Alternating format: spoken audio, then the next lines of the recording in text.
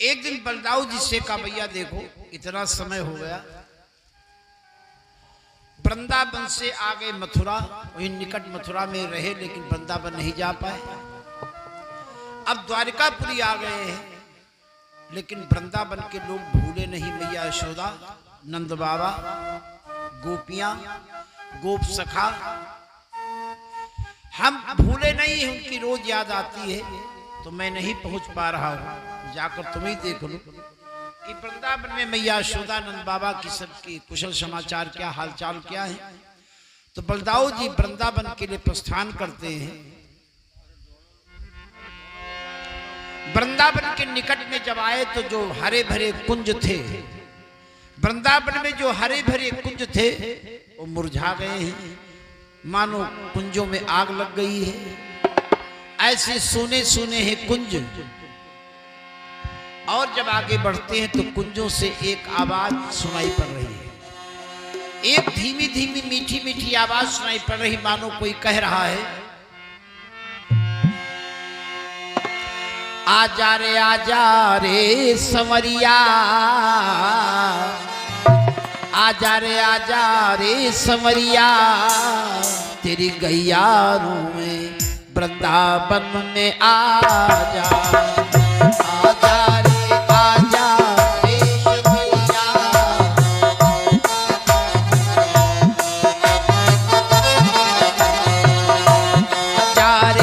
आजा रे संवरिया, तेरी गैयारों में वृंदावन में आजा, आजा रे संवरिया, तेरी गैयारों में वृंदावन में आजा, वृंदावन में आजा प्यारे, वृंदावन में आजा, वृंदावन में आजा प्यारे, वृंदावन में आजा, आजा रे सुंदरिया, तेरी गैयारों में,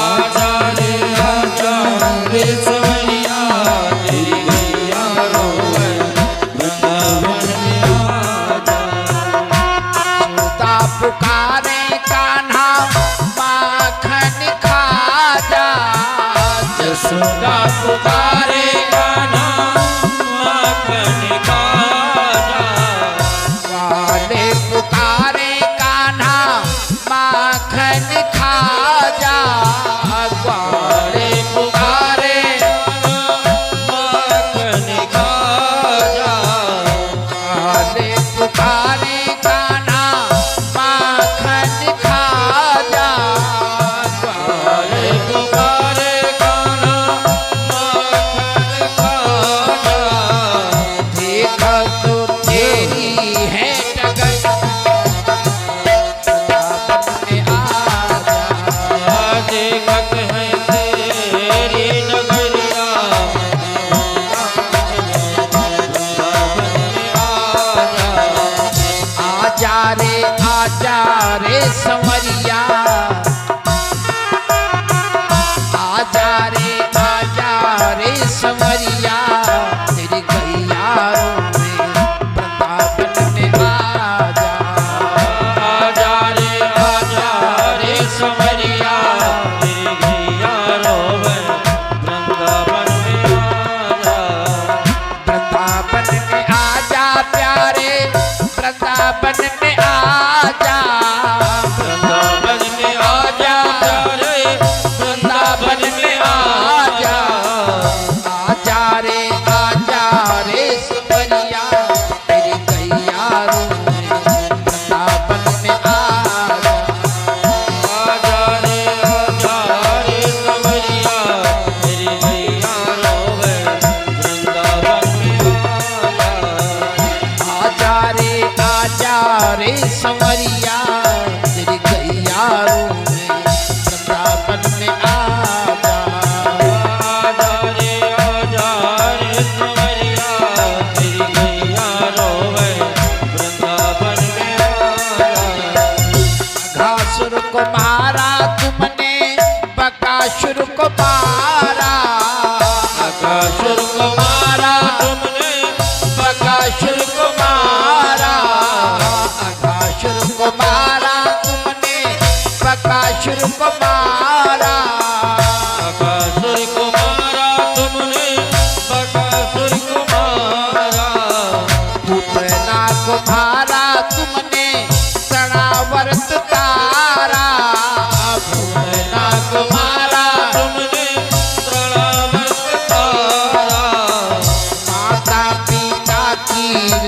खबरिया खबरिया वृंदावन में आ जा। माता पिता की खबरिया खबरिया वृंदावन में आ जा।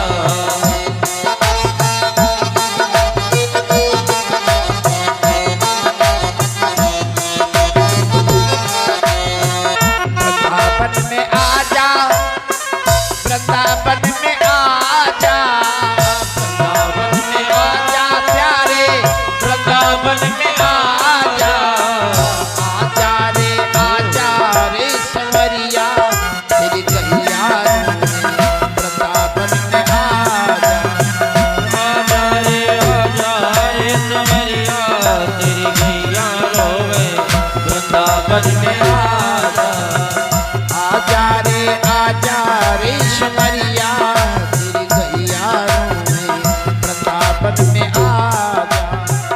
आजा रे संवरिया तेरी गैया रोवे वृंदावन में आ जा। कुंजों से धीमी धीमी आवाज कन्हैया कन्हैया की आवाज आ रही है। मैया यशोदा को जाकर के प्रणाम किया। मैया यशोदा निकला, तुमको पहचान नहीं पाई।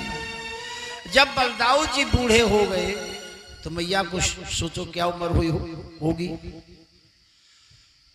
बलदाऊ जी ने कहा मैया वही हम बलदाऊ हैं, बलभद्र हैं, बलराम जिनको दुलार में तुम बलुआ बलुआ कह करके पुकारती थी। मैया यशोदा रोने लगी, बलदाऊ तुमने हमारी याद किया, हमसे मिलने के लिए आए हो। कन्हैया को हमने पाला पोषा बड़ा किया, सोचा था बुढ़ापे में मदद करेगा, सेवा करेगा। लेकिन जब से यहाँ से वृंदावन से गया, यही निकट मथुरा में बना रहा, लेकिन लौट करके हमारे पास वृंदावन नहीं आया। अब तो हम सुनती कहीं बड़ी दूर कोई द्वारिकापुरी है, वहां बसा है। जब इतना निकट मथुरा से नहीं आया तो द्वारिकापुरी से क्या आएगा, इतना कहकर मैया यशोदा रोने लगी। बलदाऊ जी ने कहा मैया रोती क्यों, तुमसे बढ़ करके कौन होगा। बड़े बड़े तपस्वी, बड़े बड़े साधक जिस परमात्मा का ध्यान करते हैं और ध्यान लग जाता है, भाग बनाते कि भगवान से ध्यान लग गया, वही परमात्मा कृष्ण के रूप से मैया उल्टे तुम्हारा ध्यान करता है। बड़े बड़े साधक सिद्ध पुरुष दुनिया जिसका ध्यान करती है और ध्यान लग गया बड़ा भाग बनाते, वही परमात्मा कृष्ण के रूप से मैया उल्टे तुम्हारा ध्यान करता है, तुम्हारी याद करता है। आपसे बढ़कर दुनिया में कौन होगा। ऐसे समझाया बुझा मैया को शांत किया। कुछ समय तक यहाँ रहे थे वृंदावन में। इसके बाद द्वारिकापुरी के लिए वापस हो जाते हैं। एक दिन की बात, भगवान कृष्ण के पास में एक संदेशवाहक यानी दूत आया। संदेशवाहक किसका,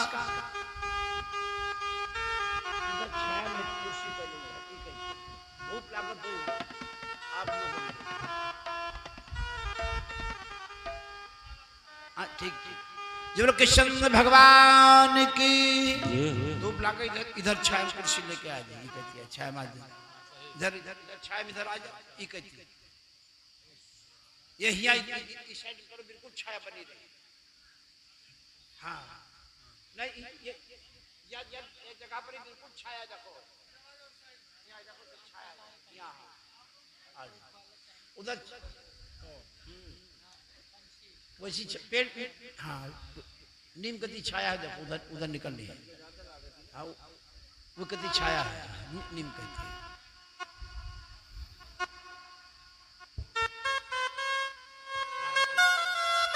जो कृष्ण भगवान की भक्त और भगवान की, तो ये भगवान कृष्ण के पास एक संदेशवाहक दूत आया। कौन दूत, कैसा दूत,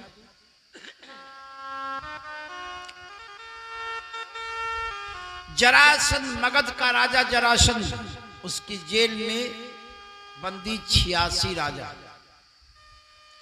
जरासंध राजा की जेल में बंदी 86 राजा।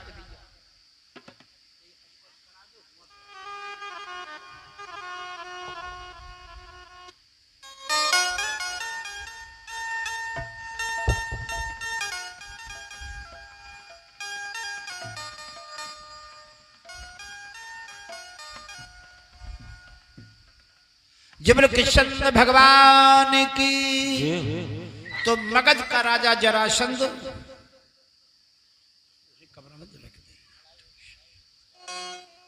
जब कृष्ण भगवान की। तो मगध का राजा जरासंध, उसने 86 राजाओं को पराजित करके अपने अधीन कर रखा था, अपने बंदी गृह में उनको डाल रखा था। अब इनको क्यों लाला कर बंद कर रहा है, राजाओं को पराजित करके जेल में क्यों डाल रहा है? उसकी योजना थी जब शतक पूरा हो जाएगा, 100 राजा हो जाएंगे, तो 100 राजाओं को एक साथ में अपनी इष्ट देवी के सामने 100 राजाओं की नरबली चढ़ा देंगे तो हमारी इष्ट देवी प्रसन्न हो जाएंगे। ऐसी उसकी योजना थी, ऐसी उसकी सोच थी। 86 राजाओं को इकट्ठा कर चुका, बंदी बना चुका। कितनी कमी रह गई? केवल 14 राजाओं। इन राजाओं को जब मालूम हुआ, बंदी जो जेल में पड़े हैं, बंदी हैं, कि हमारी नरबली चढ़ाने की योजना है, जब शतक पूरा हो जाएगा तो उसमें अब 86 हो गए, 14 केवल बाकी हैं, और जिस दिन 100 हो जाएंगे सबकी नरबली चढ़ा देंगे। ये घबराए राजा लोग, क्या करें? अगर किसी तरह से संदेश द्वारिकापुरी पहुंच जाए भगवान श्री कृष्ण के पास, निश्चित है वो हम सबको मुक्त कराएंगे। एक पत्र लिखा, एक गोपनीय तरीके से एक संदेशवाहक दूत निश्चित किया और कहा ये हमारा पत्र हम सबका, और द्वारिकाधीश के पास पहुंचा। और दूत पत्र लेकर के भगवान कृष्ण के पास द्वारिकापुरी गया, बताया कि जरासंध राजा की जेल में बंदी 86 राजा, जिनकी बलि चढ़ाने की योजना है, जरासंध की 86 हो गए, केवल 14 बाकी है। नरबली चढ़ा दी जाएगी तो आपकी शरण में है। जो भगवान के शरणागत हो जाता है, शरणागत का भगवान त्याग नहीं करते। जो शरण में आ जाता है, शरणागत का प्रभु त्याग नहीं करते। भगवान कृष्ण ने कहा जाओ और राजाओं को आश्वस्त कर दो, हमारी तरफ से जाकर के आश्वस्त कर देना, कोई चिंता न करे, अवश्य उन राजाओं को जेल से मुक्त कराएंगे। और दूत ने आकर बता दिया, कृष्ण ने कहा है कि निश्चित जेल से मुक्त कराएंगे। निश्चिंत हो गए राजा, अब कृष्ण हमको मुक्त कराएंगे जेल से, थोड़ा निश्चिंत हो गए, डर खत्म हो गया, भय खत्म हो गया। और भगवान किस पड़े झंझट में, काम पड़ गए दो। उधर पांडव लोग राजसूय यज्ञ करने जा रहे हैं और उधर राजाओं को भी मुक्त कराना है। हम चले गए यज्ञ में, इस बीच में जरासंध ने उन राजाओं की बलि चढ़ा दी, तो दोष हमारे ऊपर आएगा, क्योंकि हमने उनको आश्वासन दे रखा छुड़ाने के लिए। और अगर उनको छुड़ाने के लिए जाएं तो ये पांडव लोग हमारे बिना एक कदम आगे नहीं चलते हैं, और राष्ट्रीय की होने जा रहा, वहां आमंत्रित, वहां भी जाना जरूरी, हम अकेले और काम पड़ गए दो। संयोग से नारद जी आ गए, थोड़ा तनाव देखा भगवान कृष्ण को चेहरे पर, पूछा, भगवान कृष्ण ने बताया समस्या है। नारद जी ने कहा कि राजसूय यज्ञ में दिग्विजय की जाती है और इसी दिग्विजय के क्रम में काम बन जाएगा। नारद जी ने समझा दिया भगवान कृष्ण को कैसे से करें। भगवान कृष्ण की समझ में बात आ गई, भगवान कृष्ण की समझ में बात आ गई और सीधे आ गए। जो सलाह दिया था नारद जी ने, इंद्रप्रस्थ। पांडवों से पूछा तुम्हारे यज्ञ में कौन कौन राजे महाराजे आ रहे हैं, कौन नहीं आ रहे हैं, किन किन राजा महाराजाओं ने तुम्हारी अधीनता स्वीकार किया, किसने नहीं स्वीकार किया, किसने तुमको सम्राट माना, किसने नहीं माना, किसने तुमको कर देना स्वीकार किया, किसने नहीं स्वीकार किया। जब जरासंध के विषय में पूछा,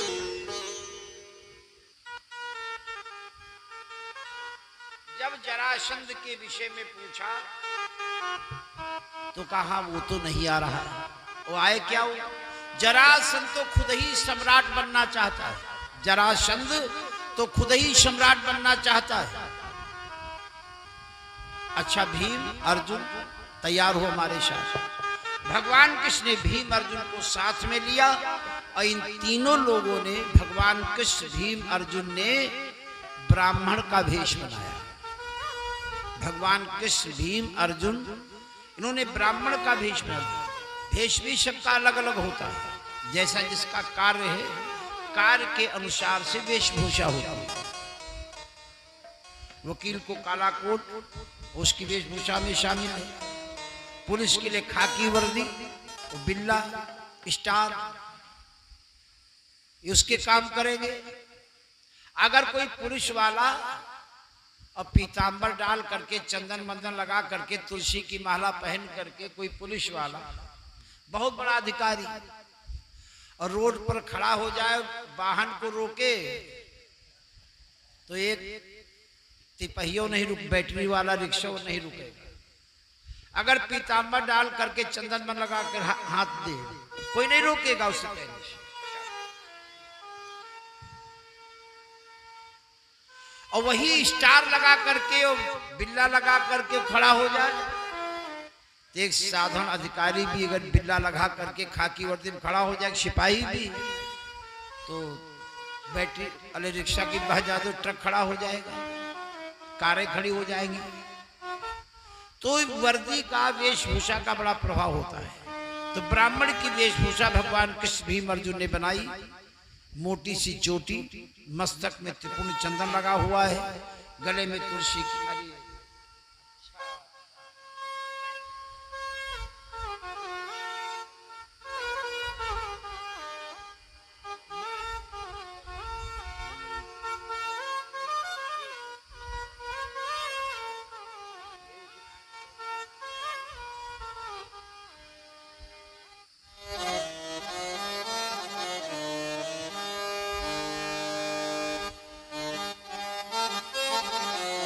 जो भक्त और भगवान की, तो अपना भी ले चलेंगे।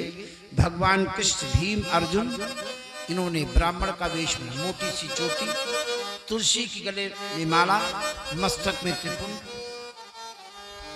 धवल वस्त्र, ऊपर उपवस्त्र, उपरना, एक कर्मकांडी ब्राह्मण का वेश बनाया। कौन? भीम, अर्जुन और भगवान कृष्ण। और तीनों लोग ब्राह्मण का वेश बना करके पहुंच गए मगध, जो जरासंध की राजधानी है। तीन ब्राह्मणों को देखा जरासंध ने, स्वागत सत्कार पूजन किया, सम्मान किया।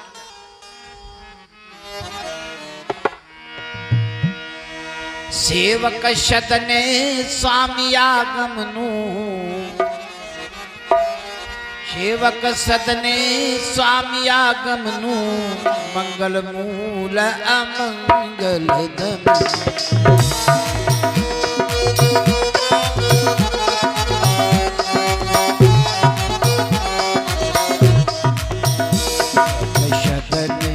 सेवक सदन स्वामियागमनु, सेवक सदन स्वामियागमनु, मंगल मूल अमंगल दम। सेवक सदन स्वामियागमनु, सेवक सदन स्वामियागमनु, मंगल मूल अमंगल दम।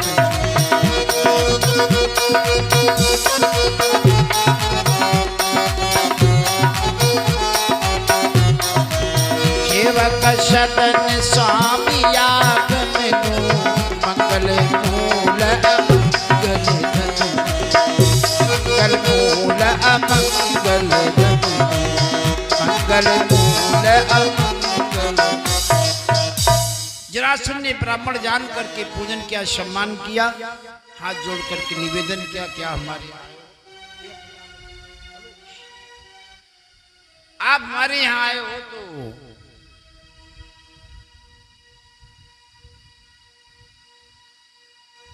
जो आपकी इच्छा हो मांग लो, जो इच्छा हो निसंकोच मांग लो। तो भगवान कुछ बोल पड़े, कोई किसी के यहाँ जाता तो मांगने रह जाता है। मेरा मन आ गया, घूमते घामते तुम्हारी राजधानी मगध में आ गए। जरासंध ने कहा नहीं, हमने नियम बना रखा कि मेरे यहाँ अगर कोई ब्राह्मण आया तो मेरे यहाँ से खाली हाथ नहीं जाएगा। भगवान कृष्ण हंसे और कहा, जरासंध ये ब्राह्मणों के इतने भगत कब से बन गए? जरासंध ने कहा, हमने 17 बार मथुरा पर हमला किया और कृष्ण बलराम से पराजित होकर के लौटा। 17 बार 17 बार मथुरा पर हमला किया और कृष्ण बलराम से पराजित होकर के लौटा। लेकिन 18वीं बार हमको ब्राह्मणों का आशीर्वाद मिला कि राजन जाओ अवश्य में तुमको विजय श्री मिलेगी। और ब्राह्मणों का आशीर्वाद लेकर जब मथुरा पर हमला किया, 17 बार जो मैं कृष्ण बलराम से पराजित हुआ, वही कृष्ण बलराम 18वीं बार जो हमला किया तो युद्धस्थल से भाग गए दोनों भाई। वही कृष्ण बलराम युद्धस्थल से भाग गए, कहीं द्वारिकापुरी चले गए, मेरे सामने ठहरे नहीं, हमको विजय श्री मिली। तभी से मैंने नियम बना लिया है कि ब्राह्मणों के आशीर्वाद से हमको विजय श्री मिली, तो अगर हमारे यहाँ कोई ब्राह्मण आया तो मेरे यहाँ से खाली हाथ नहीं जाएगा। ऐसा मेरा एक संकल्प है, एक निश्चित कर रखा है हमने। तो आप आए हो, कुछ न कुछ मांग लो। भगवान कृष्ण ने कहा अच्छा,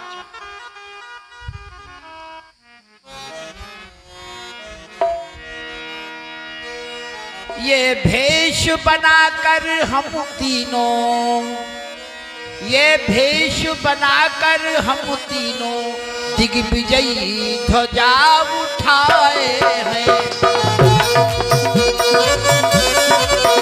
दिग्विजयी ध्वजा उठाए हैं। ये दानवीर तेरे द्वारे रणभीक्षा लेने आए।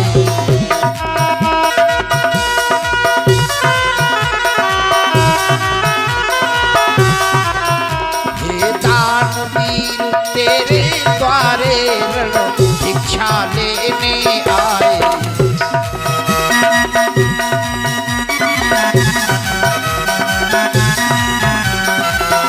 ये भेष बनाकर हम तीनों दिग्विजयी ध्वजा उठाए हैं, दिग्विजयी ध्वजा उठाए हैं।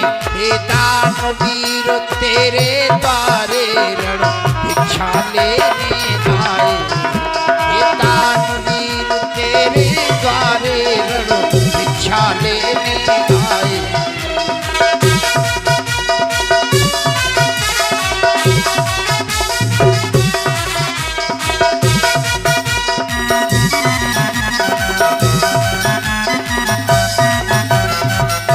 अच्छा, बहुत आग्रह करे तो मांग रहे रण भिक्षा। जरासंध चौक गया, रण भिक्षा, युद्ध, ये तो क्षत्रियों का काम है। जरासंध ने कहा हमको भ्रम उत्पन्न हो गया है, हमको कुछ शंका हो गई कि ब्राह्मण मांग रहे युद्ध, रण भिक्षा। पहले आप लोग अपना परिचय दो, आप हैं कौन? भगवान कृष्ण हंसे, का मैं हूं कृष्ण, जो 17 बार मथुरा से पराजित होकर के लौटे। ये है अर्जुन और ये है भीम। जरासंध ने कहा कृष्ण तुमसे क्या लड़े, 17 बार में जरूर पराजित हुआ, लेकिन आगे वाली बात याद करो, जब 18वीं बार हमला किया तो युद्धस्थल से तुम दोनों भाई भाग गए द्वारिकापुरी। एक बार पीठ दिखा दिया, तुमसे युद्ध क्या करे, जब पीठे दिखा दिया। अर्जुन मेरी बराबरी का नहीं तो अर्जुन से क्या युद्ध करे। हाँ, भीम से युद्ध कर सकते हैं, हाँ भीम से युद्ध कर सकते हैं।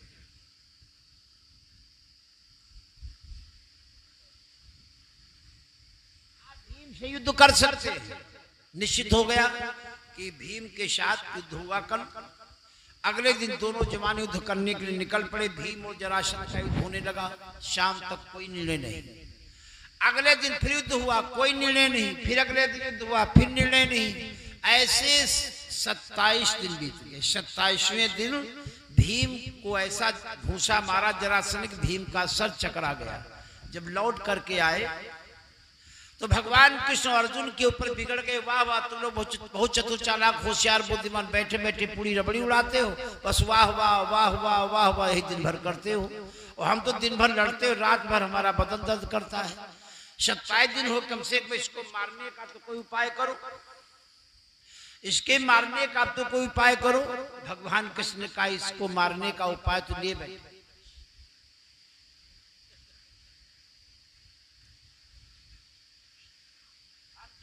मारने का उपाय लिए बैठे।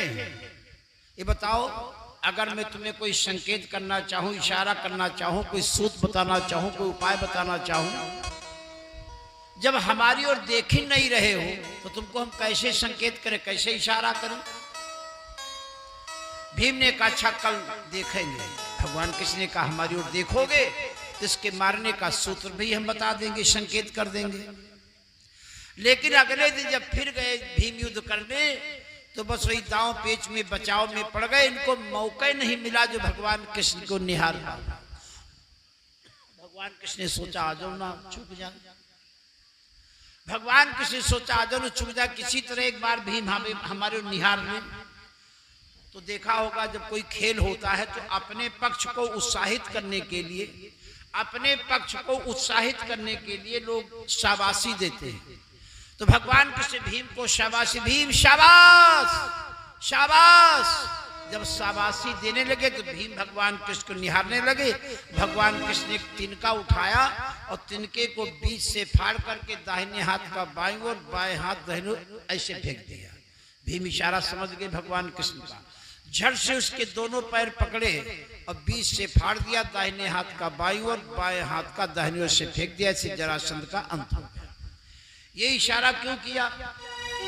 बृहद्रथ राजा के कोई संतान नहीं थे कि चंद्र कौशिक नाम के संत ने फल दिया और कहा जाकर पत्नी खिला देना, बड़ा बलवान पुत्र होगा। रानियां थी 2। ये किसी ने किसी को निश्चित नहीं किया, कि तुम खाना है तुम खाना, निश्चित नहीं किया। और बताया संत ने 50 रुपए फल दिया, इसको फल को खा लेना, बलवान पुत्र होगा, संत का कहना है। अब दोनों ने क्या किया, उनकी आपस में अच्छी बनती थी, फल को काट करके भी से आधा आधा खा लिया। अब गर्भ का फल खाने के बाद गर्भ का आभास तो हुआ, लेकिन दीर्घ समय बीता, जब प्रसव का समय आया तो आधा आधा बच्चा पैदा हुआ। अब रानियों ने सोचा कोई देखेगा सुनेगा, दुनिया में हंसी होगी कि रानी के आधा बच्चा पैदा हो, तो कोई जाने ना नहीं हंसी होगी दुनिया में। तो दासी से कहा इसको जंगल में फेंक दो। इसी तरह से दूसरी रानी ने उस टुकड़े को, उसके भी आधा बच्चा उसने फेंकवा दिया। एक जरा नाम की राक्षसी मांस की तलाश में, भोजन की तलाश में घूम रही थी। एक जरा नाम की राक्षसी मांस की तलाश में घूम रही थी, उसको वो आधा टुकड़ा मिला, उठा लिया। अभी कहीं मांस की गंध और आ रही, कहीं मांस और पड़ा, आगे चल करके देखा आधा टुकड़ा और पड़ा था। दोनों टुकड़ों को जब लिया तो दोनों टुकड़े आपस में जुड़ गए, लड़का वो जीवित हो गया। सोचा अरे ये तो दोनों टुकड़े आपस में जुड़ गए, लड़का जीवित हो गया। अब इसको अपना आहार नहीं बनाएंगे, और चलो बृहद्रथ राजा के कोई संतानी बच्चा ला उन्हीं को दे दे, उनका नाम हो जाएगा। संयोग से जहां से टुकड़े फेंके गए थे वही जाकर पहुंचा दिया। का राजा ने 2 टुकड़े पड़े थे, अब हम अपने आहार की तलाश में थी, 2 टुकड़ों को लिया, 2 टुकड़े जुड़ गए मेरे हाथ में और लड़का वो जीवित हो गया। तो हमने इसको अपना आहार नहीं बनाया, हमने सोचा आपकी कोई संतान नहीं है तो आपको सौंप दे, आपका नाम हो जाएगा। बृहद्रथ राजा ने कहा जरा तुमने हमारी इतनी फिक्र किया, तुमने दोनों टुकड़ों को जोड़ा है। जरा उस राक्षसी का नाम था और संधि माने होता है जोड़ना, संधि माने होता है जोड़ना। जरा उस राक्षसी का नाम था, संधि माने होता है जोड़ना, इसीलिए उस लड़के का नाम रख दिया जरासंध। ये बात किसी को नहीं मालूम थी, केवल भगवान कृष्ण जानते थे और किसी को बात नहीं मालूम थी। इसे भीम को इशारा कर दिया, तिनके को ऐसे दिया और बीच से फाड़ करके दाहिने हाथ का बाईं ओर और बाएं हाथ दाहिने ओर ऐसे फेंक दिया। अगर कटे हुए भाग एक तरफ रहेंगे जीवित हो जाएगा, एक में जुड़ जाएंगे वो जीवित हो जाएगा। इसलिए दाहिने हाथ का बाईं ओर, बाएं हाथ दाहिने ओर से फेंकवा दिया। कटे हुए भाग विपरीत हो गए, जरासंध का अंत हो गया। जरासंध की जेल में बंदी 86 राजा, उनको जेल से मुक्त कराया और जरासंध के बेटे का नाम था सहदेव।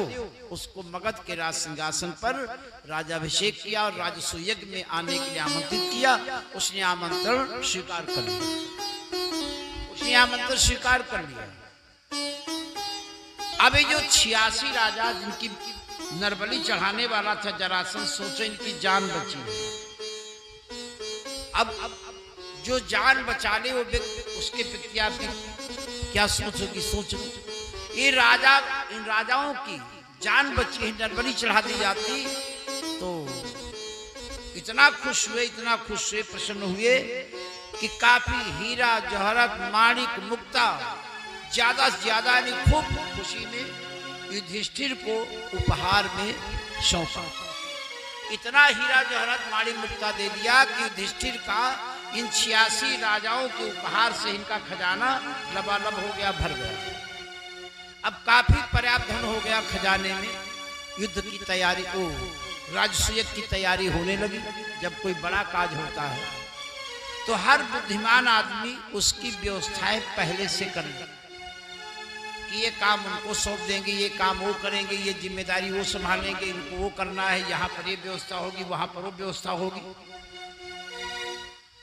ये पहले से इसकी रूपरेखा बना ली जाती है। इसको कहते हैं प्रबंधन। ए भैया धूप में बैठो, छाए बैठ जाओ, छाए बैठ, आप लोग छाए बैठो, इधर कुर्सी इधर ले आओ, ऐसे इधर आ जाओ, नींद कर जाओ।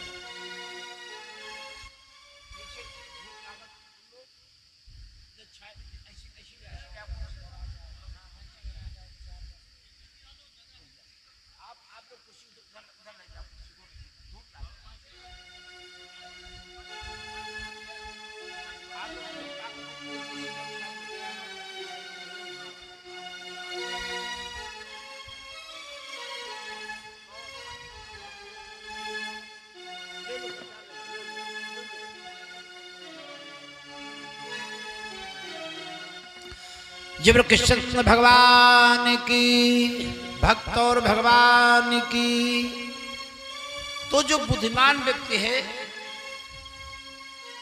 कोई भी काज हो तो बड़े व्यवस्थित ढंग से देखा होगा। ये प्रबंधन भी जीवन का एक अंग है। प्रबंधन जिसको मैनेजमेंट कहते हैं। अच्छा पढ़ने वाला लड़का, एक अच्छा विद्यार्थी, आप देखेंगे उसके कमरे में उसकी किताबों की सेटिंग ऐसे होगी कि जब चाहे कोई किताब बस झट से उठा ले, खोजना नहीं, उलटना नहीं, पलटना नहीं, यहां वहां नहीं दौड़ेगा। ऐसे ढंग से सारी उसकी पुस्तकें, ज्योमेट्री बॉक्स उसका भी रखा होगा, उसका बैग भी ढंग से रखा होगा, कमरा भी साफ सुथरा होगा। एक विद्यार्थी का प्रबंधन है। एक कुशल गृहिणी, एक दक्ष महिला उसका रसोई घर देखेंगे, उसका आंगन देखेंगे, उसके दरवाजे पर देखेंगे, पता लगाओ चप्पल बिखरे पड़े हैं, एक इधर पड़ा है, उधर पड़ा है, उल्टा पड़ा, किधर को पड़ा, पूरे समझ लो प्रबंधन बिगड़ा हुआ है। रसोई घर में जो भी आवश्यकता है सारी चीजें, ये चम्मच, कटोरी, ये चाकू, छुरी, मसाला, आटा, दाल, चावल, सब बढ़िया साफ सुथरा रसोई मिलेगी, सब व्यवस्थित ढंग से मिलेगा। आंख मूंद ले तो महिला उठा ले, माचिस कहाँ रखी है उठा ले, एक निश्चित जगह चम्मच, ये छुरी, चाकू, ये सब व्यवस्थित मिलेगा। इसको कहते हैं मैनेजमेंट, इसको कहते हैं प्रबंधन। अच्छा काम करने वाला वो पहले से सारी व्यवस्थाएं अपने व्यवस्थित कर लेता है। व्यवस्था माने इंग्लिश में कहते हैं मैनेजमेंट, प्रबंधन, व्यवस्था। तो एक बहुत बड़ा यज्ञ है राजसूय यज्ञ, तो उसका प्रबंधन पहले से सब व्यवस्थित कर लिया गया है। भीम को भोजन परोसने की जिम्मेदारी, सारे कामों का निरीक्षण युधिष्ठिर के हाथ में।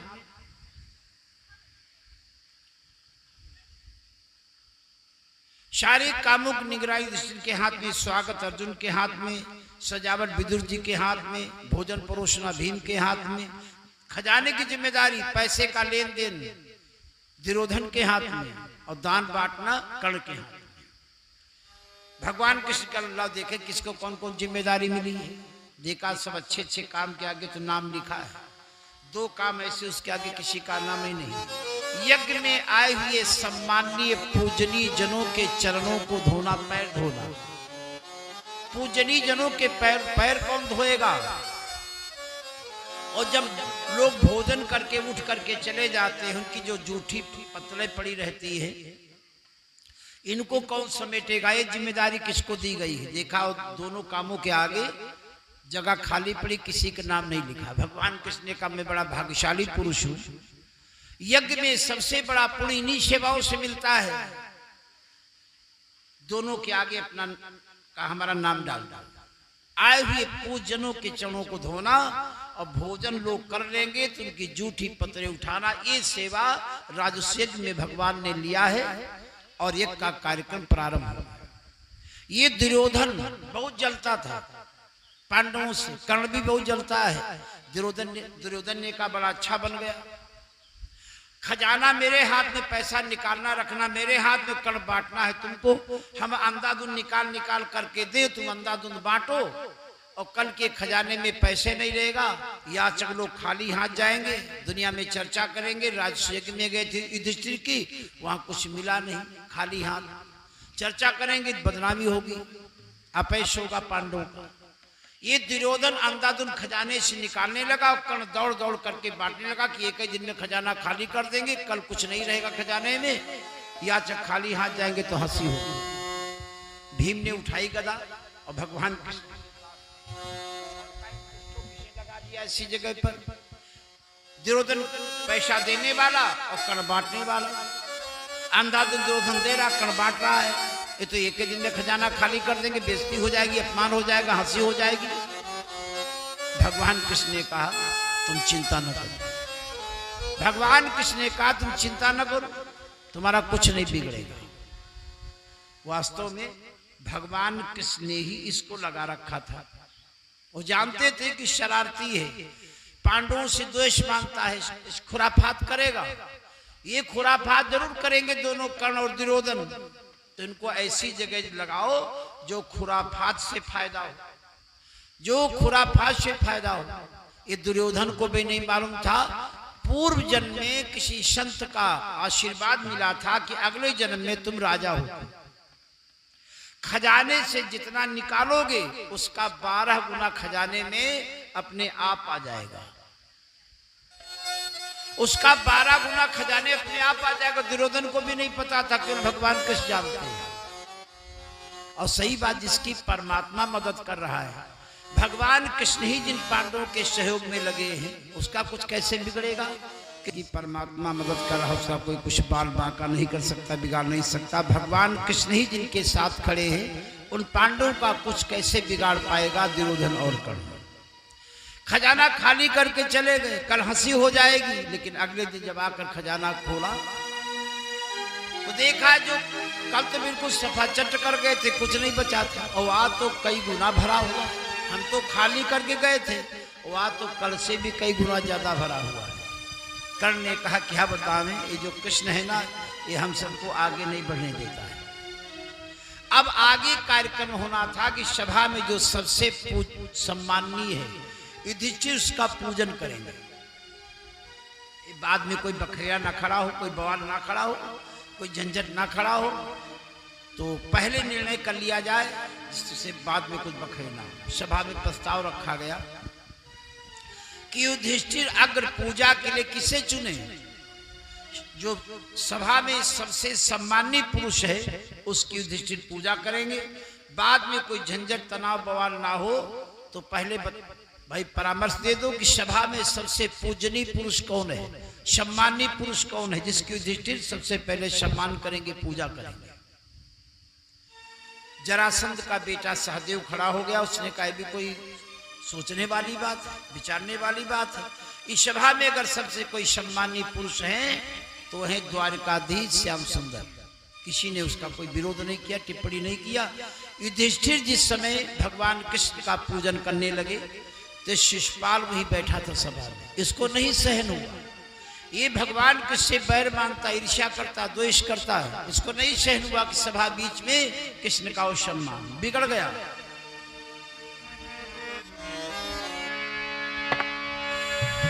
बोला पुकार कर मूर्ख गणो, बोला पुकार कर मूर्ख गणो, तुमने अंधों का काम किया, तुमने अंधों का काम किया। किस महायज्ञ का महाभाग ईश श्याम बरण को खिलावे।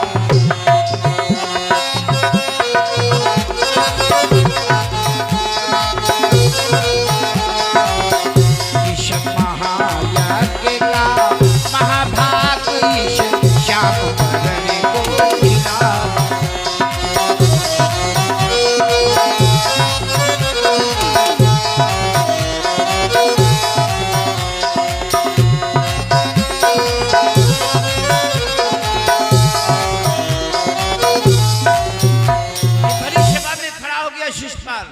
और का एक से एक वरिष्ठ जन पूजनीय सम्मानी जन बैठे हैं। भीष्म बाबा, द्रोणाचार्य, कृपाचार्य, व्यास, पाराशर, जमदन, कण्व, कात्यायन, च्यवन, एक से एक वरिष्ठ जन बैठे हैं। ऋषि मुनि तपस्वी बैठे। उन सबके बीच में चरवाहे कृष्ण का पूजन होगा, अहिरों का जूठा मीठा खाने वाले का पूजन होगा, दही माखन चुराने वाले का पूजन होगा। भरी सभा में भगवान कृष्ण को अपशब्द कहने लगा, गालियां देने लगा, निंदा करने लगा। सारी सभा देख रही, शिषपाल गाली देता है तो भगवान कृष्ण एक निशान लगा देते हैं और उसको देख करके मुस्कुरा देते हैं। फिर गाली दे तो फिर निशान लगा दे, फिर उसकी ओर देख करके मुस्कुरा दे। ऐसे 100 गालियां दिया शिषपाल ने। भगवान के बीच में बोले कुछ नहीं, निशान लगाते रहे, मुस्कुराते रहे। जब 101 का क्रम आया, उसने अपशब्द कहा, गाली दी। 100 पर कुछ नहीं बोले, लेकिन 101 का जब नंबर आया, क्रम आया, तो उठाकर चक्र चला दिया। शिषपाल का मस्तक अलग हो गया। शिषपाल के सिर से ज्योत निकली, भगवान कृष्ण के चरणों में समा गई। ऐसे बैर भक्ति से इसको मुक्ति मिली है। और इसी राजसूय यज्ञ में महाभारत की जड़ पड़ गई थी। जो दुनिया का सबसे बड़ा युद्ध कहा जाता महाभारत का युद्ध, जिसमें लाखों लोग मारे गए, लाखों सैनिक घायल हुए, लाखों परिवार बर्बाद हुए, जो सैनिक मारे गए उनकी स्त्रियां विधवा हो गई, बच्चे उनके नाथ हो गए, परिवार बर्बाद हो गए। ऐसा दुनिया का सबसे बड़ा युद्ध महाभारत का युद्ध जो हुआ था, उसका कारण क्या था? बहुत छोटी सी बात, बहुत छोटी सी बात। जब मैदानों का बनाया हुआ भवन दिखा रहे थे युधिष्ठिर, तो धोखे से पानी में गिर पड़ा था। धोखे से देख रहा, फर्श ही विशेषता है उसकी, कलाकारी है। देखोगे फर्श भरा हुआ है, पानी गिर पड़ा। दुर्योधन, द्रौपदी को हंसी आ गई, उपहास कर दिया, हंसी उड़ा दी कि अंधों के अंधे होते हैं। और द्रौपदी की बात का अनुमोदन कर दिया भीम ने ठहाका लगा दिया द्रौपदी की बात पर। दुर्योधन को बात खल गई, लग गई दिल को कि हमारे पिता धृतराष्ट्र अंधे हैं। तो द्रौपदी ने हंसी उड़ाई और भीम ने उसका अनुमोदन किया। इसी का बदला लेने के लिए द्योत क्रीड़ा का आयोजन किया था दुर्योधन। और उसमें जो है ये युधिष्ठिर सब कुछ हार गए, राजपाट कोष, अपने को, भाइयों को, द्रौपदी को, सबको हार गए। द्रौपदी की साड़ी खींची तेज, जिसमें लाखों लोग मारे गए, लाखों परिवार बर्बाद हुए। दुनिया का सबसे बड़ा युद्ध महाभारत का युद्ध, उसका कारण क्या था? बहुत छोटी सी बात, बहुत छोटी सी बात। इतना ही कहा था द्रौपदी ने कि अंधों के अंधे होते, बस इतने शब्द, बस इतने शब्द कहा गया है। कहा गया गोली तो शरीर से बाहर निकल जाएगी, नहीं निकलेगी तो डॉक्टर निकाल कर बाहर कर देगा। गोली शरीर से निकल जाएगी, नहीं निकलेगी, अगर अटक जाएगी तो डॉक्टर ऑपरेशन करके गोली निकाल देगा। लेकिन बोली, अगर किसी को आपने कुछ वैसा कह दिया दिल को लगने वाली बात, वो आदमी जब तक जिंदा रहेगा आपकी बात उसके मन मस्तिष्क में घूमती रहेगी। इस व्यक्ति ने हमको ये कुछ कहा था, इसीलिए कहा है लोगों ने, गोली तो शरीर से निकल जाएगी, लेकिन बोली जब तक आदमी जीवित रहता उसके शब्द उसके मन मस्तिष्क में घुमा करते हैं। बोलो कृष्ण भगवान की।